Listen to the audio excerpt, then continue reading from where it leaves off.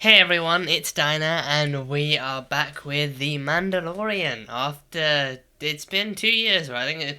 I'm pretty sure it's been 2 years. 'Cause I think last year we did have two series. In fact, I think we had one series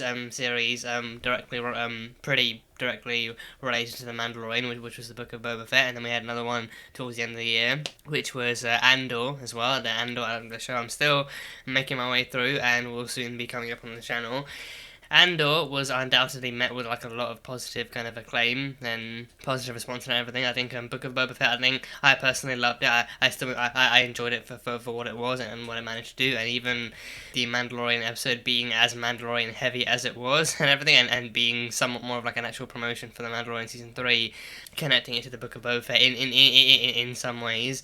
I still love the Book of Boba Fett for what it was. I still love Boba Fett in the show and Fennec Shan in the show, and everything they did and everything that they got up to, and everyone they actually managed to get in for that, and what they managed to do for that show and everything. So I think that one was received a bit more kind of neutrally, and like I had a bit more kind of like a, from what I saw anyway, I had like a bit more of like a mixed response and everything. So the Mandalorian kind of content overall for that, being as Mandalorian heavy as it was, and actually kind of showcasing a lot of what Din was up to after having been separated from Grogu, following the end of season 2 and everything. It became clear that like if you want to come into season 3 with some actual pre-existing knowledge that actually makes the opening for the opening at the very least for this season make sense, then you kind of want to watch you kind of have to watch, or at least kind of know what happens in the Book of Boba Fett and everything. So Luke showed up. He saved them all.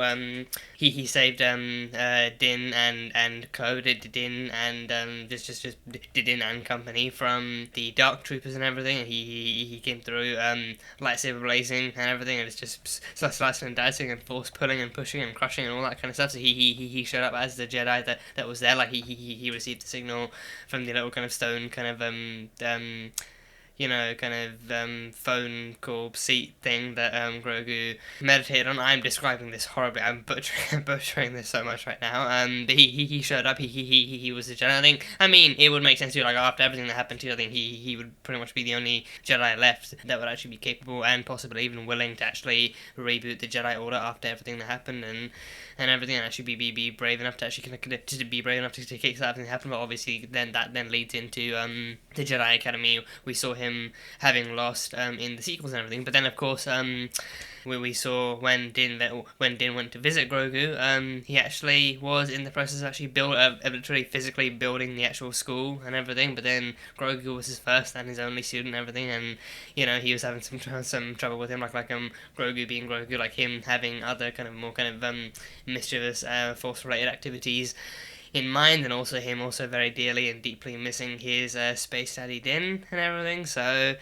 yeah, so then in the end, I think he gave Grogu the choice of either actually staying and continuing his training with the Force, which would occupy the rest of his life, which could go on for millennia, if anything we've seen from Yoda is to go by, or he could go back to Din and live out the rest of Din's life with him and make memories with him and actually live out those days with him, and then actually go back when the time is right and continue his Force training by himself and everything. So he very clearly chose the latter, and then he even wore the Beskar shirt that Din had specially made for him and everything. So that was really sweet. So that was a nice kind of a really cool reunion to see at the end of Boba Fett as well. So we also saw Din being rejected from the Mandalorian Creed in that very same episode too. That neither one of them had actually kind of broken the Mandalorian Creed or the rules or anything, and actually had taken off their helmets in front of other living creatures, which Din had done many times. He'd done, well, not many, but then enough for them to still kind of warrant because I think the first time he did it was not in front of a living creature. I think the first time he did it was in front of like an android.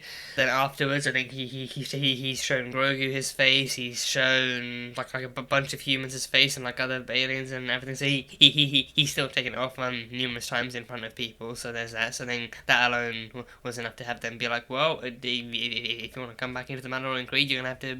I think it was like bathing in like waters, or like actually be like the essentially being kind of rebaptized in Mandalorian waters and everything, which are pretty much gone now because of the actual Empire destroying anything that Mandalore kind of had to call home. So anything that's left will probably kind of be buried deep under rubble or be next to impossible to find. So he has to find something like that and then rebaptize himself and then rejoin Mandalore and any other kind of Mandalorians that are out there. So I think season 3 is being promoted pretty heavily to actually kind of be that kind of story where he actually can go back to Mandalore, and also Bo-Katan is there too.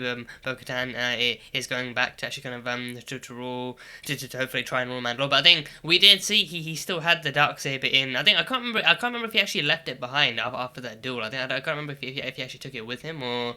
No, I think I do remember him using it in the actual final battle against the bad guys. Again, butchering the description, against the enemies in the finale of Boba Fett. I do remember him trying to use that against one of the kind of the gunships or whatever or whatever it was that had a shield. Like he tried to tear it through it with a shield, but then even that didn't work. So I think he did keep it. But then I also did manage to check out the last trailer that they released for the season, and it actually does show Bo-Katan on what I presume is the actual throne of Mandalore and everything. So I don't know if that's going to be, if she's going to find some other way to claim it, because then she fully she outright refused to take the Darksaber from him at the end of season 2, and then Moff Gideon actually then revealed that true ownership to the Darksaber has to be acquired through combat. So you have to defeat the other person in combat to do it. And then she didn't want to have to defeat one of her own people. So then he was like, you know what, fine, I yield. And then she still didn't take it. So Book of Boba Fett rolled around, and then we find out that he's actually kept it the entire time, and he's using it, and he's actually able to use it somewhat too. I think against lesser trained people who probably haven't dealt with the lightsaber much or at all before. He can do it, like he was slicing people in half and everything. But then against Paz Vizsla, who's actually been preparing for this and who actually kind of is aware of his own actual kind of historical kind of acclaim to it and everything. Like he couldn't probably handle it, and I think he actually couldn't handle the actual power or the weight of the Darksaber properly against him. With them returning to Mandalore and actually taking the time to explore more of Mandalorian culture and all that kind of stuff, I think it's definitely going to make it like a big kind of return in that sense, and then they're probably going to explore like a lot more of that in that sense too. So yeah, needless to say, I think a lot of what they kind of are kind of planning to and what they want to incorporate into the season and what they want to explore in the season is going to also be derived from the Clone Wars, because that's where all of this kind of started and everything. So yeah, I think I've said it before last year, a few times actually. Last couple of years, honestly. I think probably since I started watching this show, and then actually came to realize just how many kind of actual Clone Wars references and all that kind of stuff was actually in this. I think I have said a few times that I will be watching Clone Wars, and that is still the case. It hasn't happened yet, but that's still the case. I am hoping, if anything, that this year is the year that I actually do want to start Clone Wars, but then I'm hoping this year is also the year that I actually do manage to start the Clone Wars and everything. Ahsoka coming out too, so yeah, so I think with Mandalorian Season 3, I'm definitely reacting to this, even without having pre-existing knowledge from Clone Wars. But with Ahsoka, I think I am considering all the more kind of putting that on like an actual hold until I've actually watched Clone Wars, because I feel like, you know, it feels more and more like Ahsoka is definitely more of like an actual meaningful watch, and more of like an actual kind of somewhat more of like an actual love letter to people who actually have watched Clone Wars and who actually know Clone Wars and actually understand it and actually have kind of do have that in the actual kind of watch history and everything. As opposed to people like as opposed to someone like me who's never actually watched it, but then is only familiar with the character through kind of namesake and very kind of vague and like descriptions and details here and there. So definitely feels like it's gonna kind of stand to me a lot more if I actually watch that after having completed Clone Wars and coming to actually kind of get to know the character properly and introduce her and everything. Even though she was great in season 2, we actually saw her for the first time in live action in season 2, played by Rosario Dawson and everything. So that was really fun. And same goes for the Bad Batch too. I think with the Bad Batch, I think the only difference there is I've actually already seen the first episode of that way back when. But then even then, I still kind of felt lost enough to know that like I'm okay. But it's probably better if I actually do watch Clone Wars first, and then because I think they were actually introduced I think towards the end of the Clone Wars series, and then they actually got their own show and everything. So Mandalorian for me, but because I've been watching it so far without too many big kind of issues, I think this is going to be my kind of exception and everything. And then after this, hopefully I think after this, hopefully I can actually kind of or maybe like towards the end of this. I mean, I don't know. I mean, this is going to be probably like 6 episodes, right? So I think 6 or 8 episodes. I think it's usually 8. I think usually 8. So maybe towards the end of this or after this, I'm actually kind of start making my way through Andor as well, and actually continuing that and catching up on that too, and then maybe on to Clone Wars at some point later on in this year. But yeah, there's just it's just a lot going on, like a lot to watch and like a lot to catch up on, and like a lot that I want to actually get a start on and everything too. So people have been saying it, and they're not entirely wrong. This also does feel more and more like it's actually it's Pedro Pascal's year too. I think January introduced him to us as the apocalyptic daddy, Joel Miller, and now he's returning to our Disney Plus screens as the futuristic space daddy, Din Djarin, the Mandalorian. So Pedro Pascal is going to be dominating 2023. He's very easily going to be playing like a lot of different, showing up as fan favorites and winning hearts again and again. He's going to be doing badass shit and hopefully not dying anytime soon. So with this one actually kind of delving more into potentially what being a Mandalorian really means for Din, and like how much he wants back in, and what he's willing to do, and if he might get the chance to actually kind of redefine what a Mandalorian means for him and for Grogu as well, then it'd be a really interesting kind of thing to see that kind of story dynamic play out, and see how it changes him and changes them both going forward. So yeah, again, I think the return of the survivor turned kind of dad of the kind of like downfall of like a civilization or like an empire, or the empire in this case, who then adopts a kid along the way and has adventures with them. So again, this is his brand. This is Pedro's brand. So.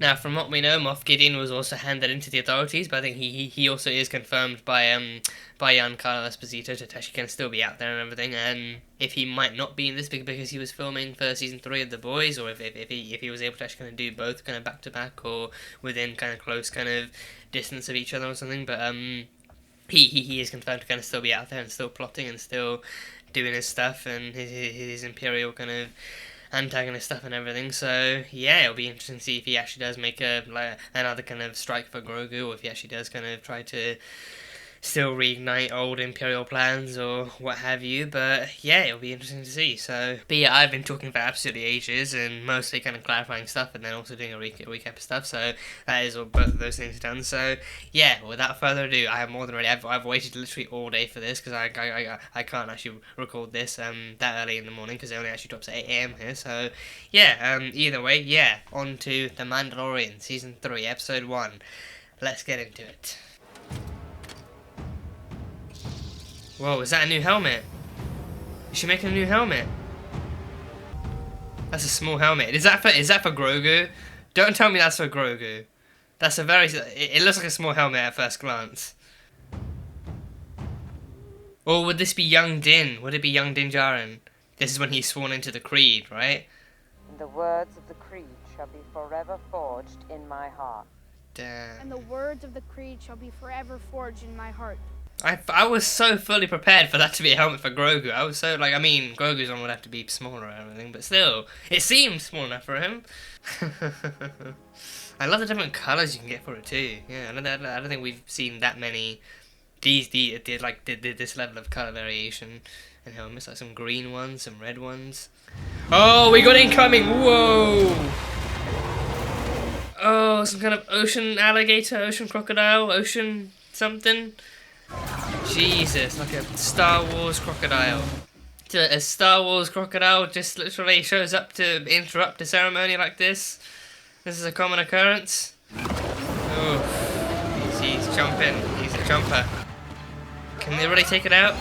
Oh, bombed. He's bombed. Oh gosh. Oof. Damn. Oh, that's a good shot. Oh god. Oh, please, we do not need another kind of jetpack explosion happening, not after Boba Fett. This is some really great teamwork. Yeah, Mandalorians, if there's one thing they're all about, it's about teamwork. Oh, yeah, toss and roll. Oh, God, oh. Oh, don't get stuck under it. Don't let it roll over you. Don't let it roll over you. Oh, even the armor's coming in head first, really? Can she really take that thing out with a hammer? Or, no, she's saving people. Okay, it would be pretty badass if the armor could actually step in and do something with a hammer. But unlikely, but still badass. Whoa! Oh. Mandalorian in a ship? Oh, that's a good hit. That's a solid hit. Wait, is that Din? Wait, so who's the kid? Grogu, this is it. Wait, so who's the kid? So they were just randomly inducting another kid into the creed? Jesus, the Apostate. Oh god, so this is the present day. This is the present day. Wow. That is a turn. That is a turn I never would have expected.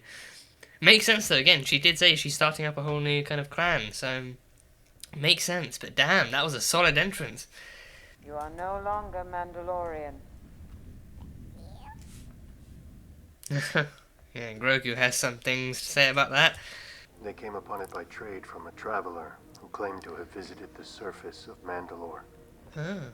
And this relic only proves that Mandalore's entire surface has been crystallized by fusion rays. So perhaps it is not poisoned. Maybe some of it. If I visit the planet and I can bring you proof that I have bathed in the living waters beneath the mines of Mandalore. Yeah, Grogu's happy about that. Please forgive my daddy. He only did it because he loves me. Please. This is the way. Great. Now we have a deal. The way of the Mandalore. So who is that child then? Like, did they randomly find another child like they found Din, like in the heat of battle, in the middle of crossfire? Is that how they find these children? They just look for potential orphans in battle, like Batman. It's also cool, interesting to see how different hyperspeed looks in this, yeah, compared to being in like an actual ship or like something. Whoa! Can he see stuff in the hyperspeed? Something else traveling through the vortex? Whoa! Multiple somethings. A very big something. Welcome to Navarro. Navarro! Going back to Navarro, okay. Are we gonna see him again? Are we gonna see, Carl Weathers, but, Greef Karga?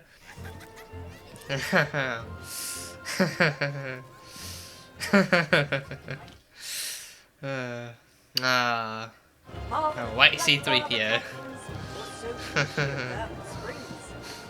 A lot has changed around here. Yeah.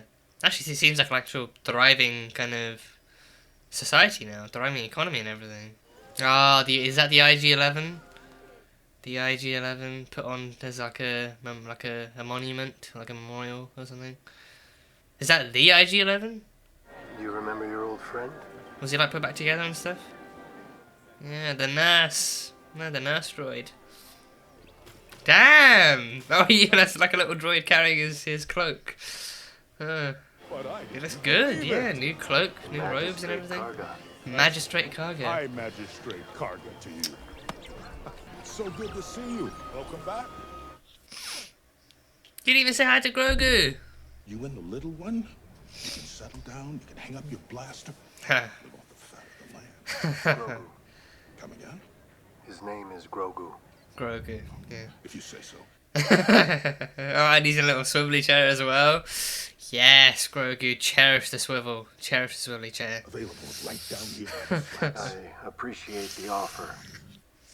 He's actually using the Force to swivel it too. That's awesome. He's actually using the Force. Where you're Using the Force to steal candy. But here. First it was macarons, and now it's candy. We drink here. That is a school now. I say it's still a bar. Oh, times change. Sounds like you went soft.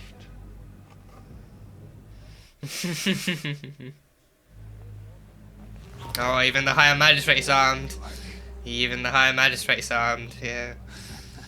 Damn, it's like I'm running like an old western duel. Even Grogu's interested. Oh, disarmed him. Mandalorian shark. That Navarro is no longer friendly to pirates.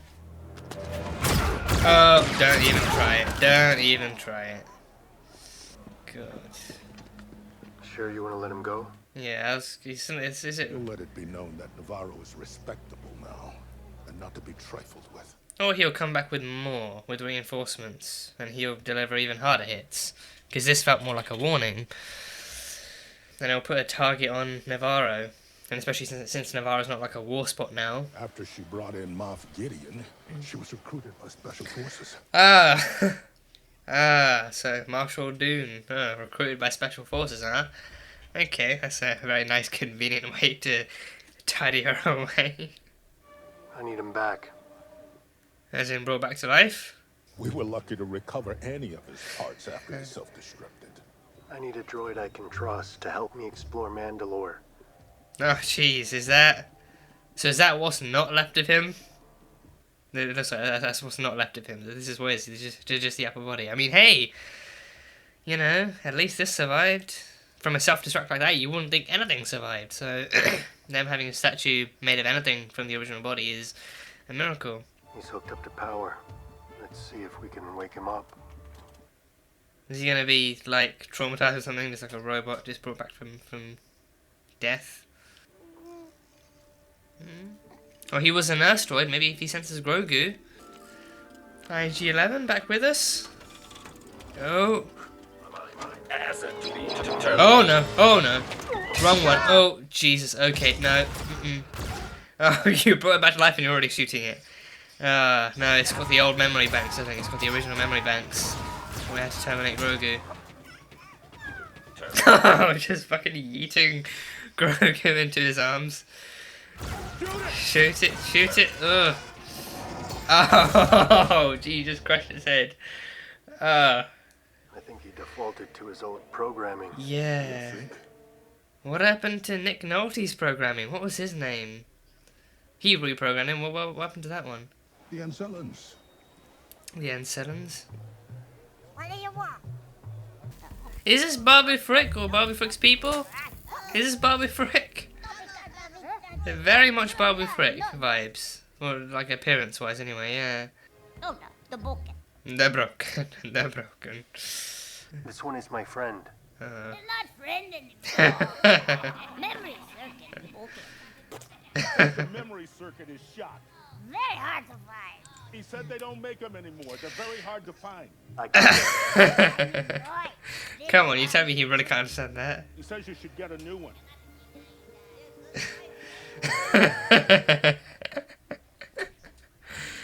What if I find you the part? Okay, now then no problem. Okay, if you find it, then we fix it, He yeah. says he can fix it. Fucking really Greef. The higher magistrate, this is the best of your... Oh my Not a god. pet. No, it's clean. Is he giving it a hug? Sorry about that. He's young. Is it a hug? Being like, oh, thank you, thank No, you. Grogu. Oh god. Yeah, to be fair, I think it's not until you see Barbie Frick's species again that you actually think you can get anything smaller than him. Being a Mandalorian is not just learning about how to fight. You also have to know how to navigate the galaxy. This here is your hyperspace. Oh, he's teaching You him determine how your to pilot range the ship. by looking at your fuel gauge. And this It's your trouble. proximity warning indicator. Wow. We got pirates. Oh, pirates, of course. What did I say? It's Vane, and he's back. Kept cutting down 4 of my brothers in cold blood. Whoa, wait. Just keep him down. Oh gosh, this is like an ambush. Oh. Oh, nicely done, nicely done.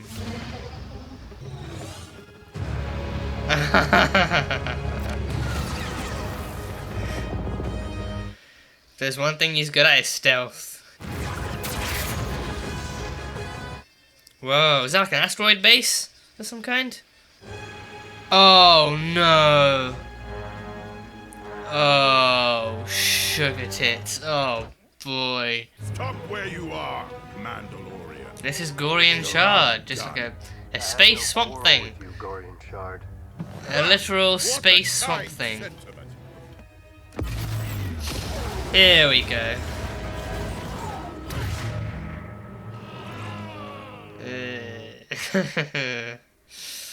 Like Davy Jones, but instead of tentacles, he's just got leaves and vines. Oh, throne room. Oh, is this her? Is this her throne room? Is this Bo-Katan? So she's on Calaveras. I think no one's actually fully made it back to Mandalore just yet. When I returned without the Darksaber, my forces melted away. Oh. He yielded! You had the chance, he yielded. Wave that thing around, and they'll do whatever you say. So you gave up your designs to retake Mandalore? What if you do it together? The children of the Watch and all the factions that came before fractured and shattered our people. Go home. There's nothing left. They're beneath the Civic Center in the city of Sundari. Thank you. So that's the last one left. And I will find out if the planet is really poisoned. Oh, that's the end. Damn, that was quick. That was very quick. That one, I think it did say on Disney Plus like 38 minutes, but I think then it's like with this kind of thing, like the more you get into it, the more you get engrossed into it, like you just kind of forget how much time there is and how much time has already passed and how much time you left. So I think yeah, that definitely did it definitely kind of felt a lot quicker. But I think don't know if that's because this episode as much like it definitely had like a healthy balance of story and action, definitely had that. But then I think also because it very intentionally and very kind of suitably wasn't trying to do more than set up what's to come. It wasn't trying to introduce like major set pieces per se, but then it was definitely kind of introducing the basic kind of gist of this season and the story that it's going to be kind of following things. So it felt like a very good, very suitable, very kind of apt kind of season opener in that way, like a season premiere. So I think maybe then the kind of quick running feeling of it and the kind of almost kind of abrupt ending kind of is more like an actual testament to the pacing of it and everything, so it definitely worked out in that sense. But yeah, I was so prepared, like that opening scene, I was so prepared for that to be a flashback. I mean if it was a flashback, I feel like it would have actually kind of marked like an actual time period, like it would have said like X years ago or like X amount of years, like BBY or something. I feel like it would actually marked it with like an actual timestamp if it was a flashback. But then maybe like it being like a case of like Din and Grogu being in their ship, being in like hyperspace and everything, and like in that time taken, like Din explained to Grogu exactly how he met the Mandalorians and how he was actually inducted into their creed and how he was actually initiated and all that kind of stuff, and like actually did telling him about the oath he swore and everything to get into the creed and all that kind of stuff. So when the helmet came on, I can't lie, like my first instinctive thought was, oh my god, could this be like an actual helmet for Grogu? Could but then it would be cute and it's something that you definitely kind of be interested to see. But then they haven't even slightly kind of forgiven Din for what he did just yet, and he hasn't yet fully sought forgiveness for his transgressions in the actual living waters or anything. So then because of that, you know, they likely would not really kind of have the incentive to actually kind of go out their way to make a whole new kid helmet just for Grogu either. But then no, then they actually did find like a new kid. So yeah, so then they found the kid. I don't know how they found the kid. I don't know if they came upon the kid under similar circumstances to when they found Din. It was the Watch that found Din. Like this is just like the armorer and like well, I mean, it was the Watch that found and saved him, but then it could very easily have been the Armourer and Paz and everyone else who actually, and maybe even similar Mandalorians in the scene who actually saw him in and everything, because then it had to be on Mandalore and everything after a while, after years and everything, that they just kind of saw him in and turned him into a Mandalorian and actually put the helmet on him. It would still be cool to actually kind of see that too. I think because so far the only flashbacks I'm aware of that we've had kind of detailing Din's past is the actual kind of destruction of his home, that like where he lost his parents and actually lost other people, but then he also got saved by the Mandalorians and actually got carried away by them as well. So I think that's the only kind of actual flashback kind of history we've seen for him. So we haven't actually seen anything of him like training on Mandalore, or actually living on Mandalore, or actually kind of being sworn into the creed or anything like that. So I think I was fully prepared and fully thought that like this would be the time and then this would be the moment. So I think if we're actually going to explore Mandalore, Mandalore and its culture and its creed and its history and all the people who have been sworn in, then maybe like a flashback of like Din's time growing up on Mandalore and actually growing up as a Mandalorian wouldn't be completely out of the picture. So then of course course, a Star Wars crocodile decides to come and gate crash the party, and then we got like an awesome sequence where we had Mandalorians kind of teaming up and taking it on both from high angles and from low angles and mid angles and all that kind of all the angles and everything, you know, and even planting bombs and firing lasers and doing stuff, and even the armor trying to get through with saving the kid, and then also delivering some hammer strikes, but then getting tossed about too. So I think again, it was like a giant space crocodile too. So then obviously it had the advantage in sheer size and strength and all that kind of stuff. But then of course, it's no match for Din's new ship. So it's no match for him or his new ship or its new rockets or anything. So that then was the actual big reveal moment for me. That then, because then that ship seemed familiar, and I was like, okay, this is a new ship. And then of course, but then the more you look at it, it's like, oh wait, it's a ship that has it was the Grogu pod, the pod that the Grogu specifically has. It was that actually kind of gave it away for me. I was like, wait, that's almost exactly like the ship that Din was given in the Book of Boba Fett and everything. So, and yeah, of course, the plan is still to find the last remaining kind of living waters on Mandalore under the mines and everything. So the mines are where Beskar comes. The mines are where Beskar comes from. So I think I kind of do wonder, like with the properties that Beskar has and like the value it has and everything, like the entire galaxy. I kind of can't help but wonder if Beskar is. I mean, I don't know if I've actually mentioned this before on like previous kind of in season 2's reactions or anything, but do kind of wonder in that sense then if like Beskar is pretty much like their vibranium or something, like their most kind of prized possession, their most prized resource. Because I think with vibranium, they've used it for everything, and everything they can use it for, they do use it for. But with this one, Beskar seems kind of mostly armor, but also armor and weapons. But I don't know if it's like actually if it's like woven into the buildings to fortify defenses, or like built into like ships or anything. You know, like if the Razor Crest had Beskar, but then that was still blown the fuck up by Moff Gideon, so maybe it's not like actually defensive against everything. But I don't know. But either way, with the way they explored them in this, I think, especially with like Bo-Katan, like calling the Children of the Watch out as like a cult and everything, and even being like, you know, like your people along with others actually fractured themselves off from the rest of Mandalorian society, and they splintered and they scattered and they left Mandalore defenseless, and then and they left the like a Mandalorian society in pieces and everything, and then that left Mandalore defenseless to the Empire. So then where were you? Where were your people when Mandalore needed them and everything? So that kind of that kind of speech alone is actually kind of then kind of showcasing Mandalore to be a place and a people.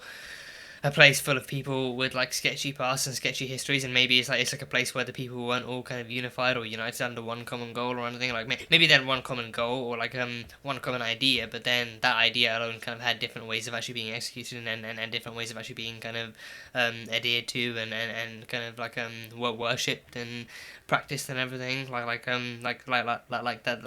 it kind of being like a religion for them and everything too. So seeing how it treated people throughout the years and how it treated other Mandalorians, and how other if there were other Mandalorians like Din who actually took their helmet off for like various reasons, because even the armorer said like, you know, you removed your helmet and even worse, you did it of your own free will too. So then him actually doing it of his own free will, him choosing to do that for someone else he cares about, and then him doing it out of actual love, him acting of his own free will to share a part of himself with someone else is not only goes against the Mandalorian code, but then it's an even worse way to go against the Mandalorian code. So then that then alone does really kind of go to lengths to exactly show exactly how much like the Children of the Watch and their creed actually values you as a Mandalorian. Like if you don't adhere to their rules 100% and actually kind of give up your own free will in exchange for their kind of in exchange for their kind of companionship and solidarity, and in exchange for their creed and their kind of connection and everything, then one misstep and you're out the club. So then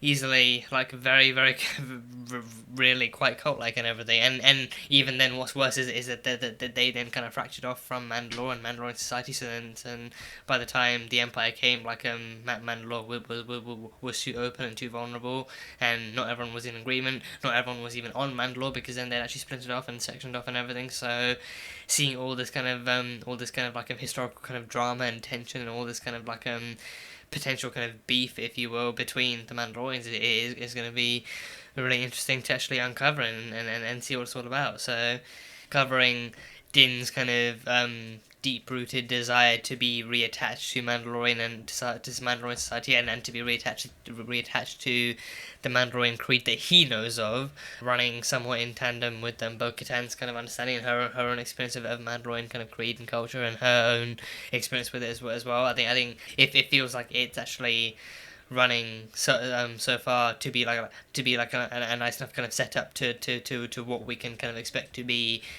Din actually re-examining the Mandalorian culture, and actually kind of like perhaps even actually working to redefine it, and maybe then that's exactly what if his mission also ends up including finding other Mandalorians out there and convincing them to come back, maybe then that's how he does it. Maybe then he actually kind of opts to redefine Mandalorian culture instead, because then again Bo-Katan's clan and all the other clans out there, however many there are, were likely all forged like a very, very long time ago, when things were different, when circumstances were different, when the galaxy was different, when needs and different kind of situations were different as well. But now, with the Empire fallen and the galaxy itself in tatters too, and people kind of fending for themselves and fighting to rebuild different systems and different organizations and doing all these different things, I think it's going to be more interesting to see how he actually kind of modifies those rules to actually fit like a new galaxy, a new society, and be the galaxy has changed, times have changed, people have changed. Mandalore, if it's going to succeed again, if it's going to actually succeed this time, then it needs to change as well.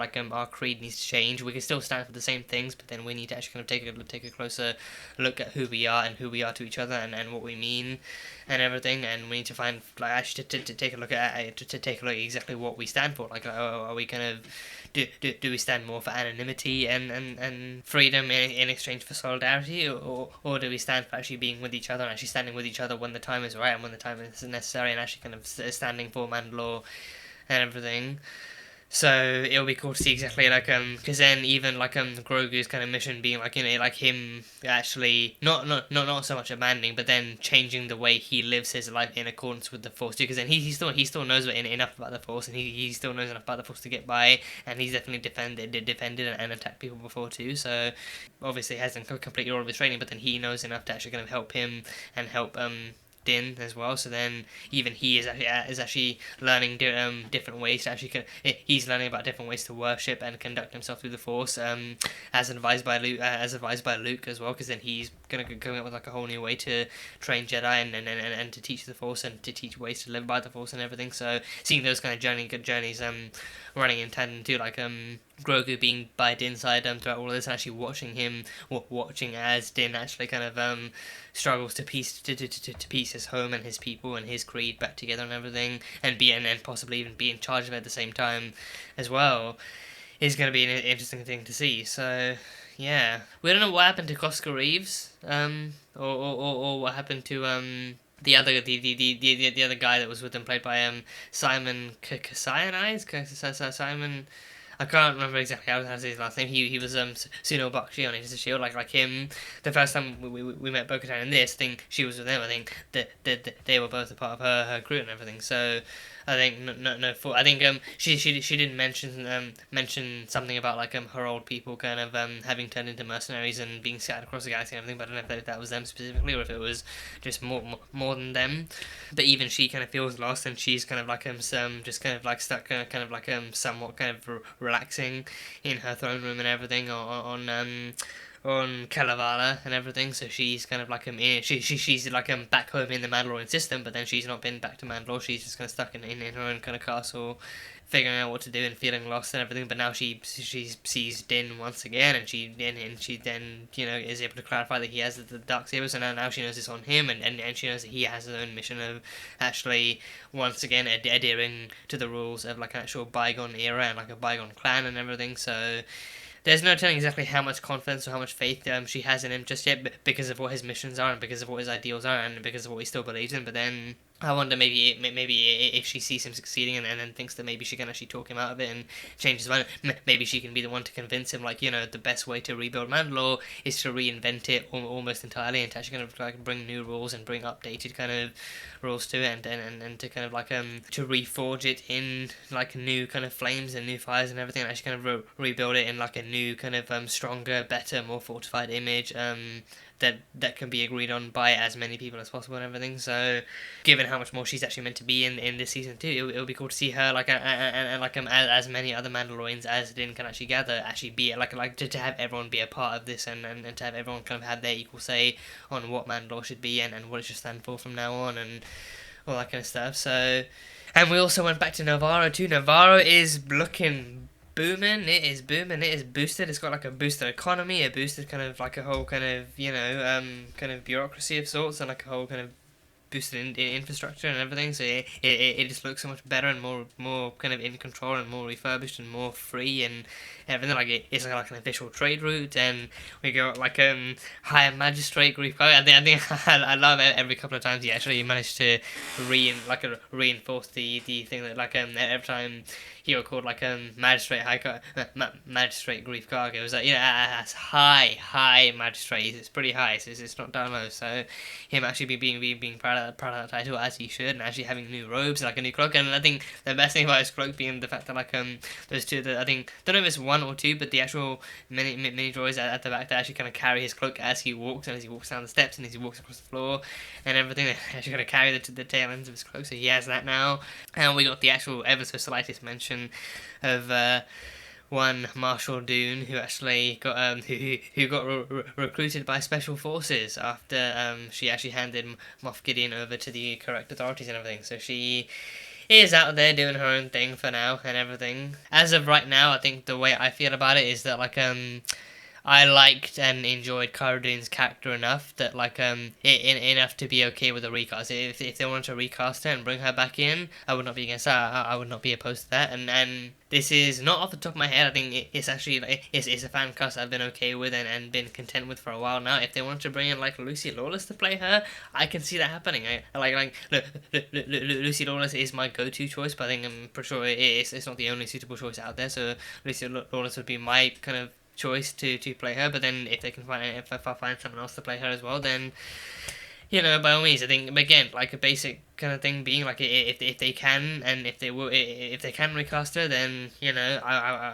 would not be opposed to it. And if they actually do go forward with that eventually, then sure. But I think for now actually having the clarification of exactly where she is and what she's doing, that's fine for now. So yeah, that's Marshal Dune, and then now we have High Magistrate Greef Karga and everything. Protecting it against space pirates and everything, against Vane and everything, and against Pirate King Gorian Shard and his space pirate colony and whatever it is. So actually protecting against them, because then they used to work for Greef back when Navarro was the actual kind of bounty hunting hotspot that it was, most likely, like back when the school was a bar too, but back when the school was a bar and everything, and like bounty hunters used to congregate there and everything, and even Din used to congregate there and everything. So, but now it's a school, and he was adamant that they respect it as such. It's a school, it's a place of learning and a place of child kind of shelter and everything. So you don't go asking for drinks in a school. He was very adamant and very protective of his new society and of his newfound kind of economy and his newfound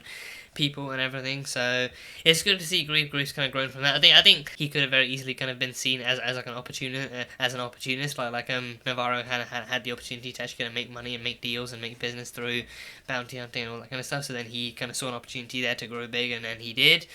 And everything, and even when he had the opportunity he was given the opportunity to kill Din back in season 1, but then he didn't. He actually opted to save him and everything, and since then that they've been the strongest of allies through and through, and even this episode went and proved that too. So yeah, I think now he's actually seen like an opportunity he's seen the opportunity and the chance and the kind of hope in actually making Navarro a better, more positive place for people and everything. So he's gone ahead and pursued that opportunity, and it's thriving, it's growing, it's bumbling and everything. So, and we saw the very, very temporary return of IG-11. So only half of his body survived. Only the upper half of IG-11's body actually managed to survive from that self-destruct. I mean, again, given that was a self-destruct and the actual level of explosion and destruction that self-destruct caused, I was not expecting any part of him to survive whatsoever. I think there were some shots that actually kind of showed half of his upper, the upper half of his body too. I think actually kind of had like what looked like soldering or like welding kind of lines along the body too. So then chances are that even if they actually found bits of scrap metal as well, like coming off him, then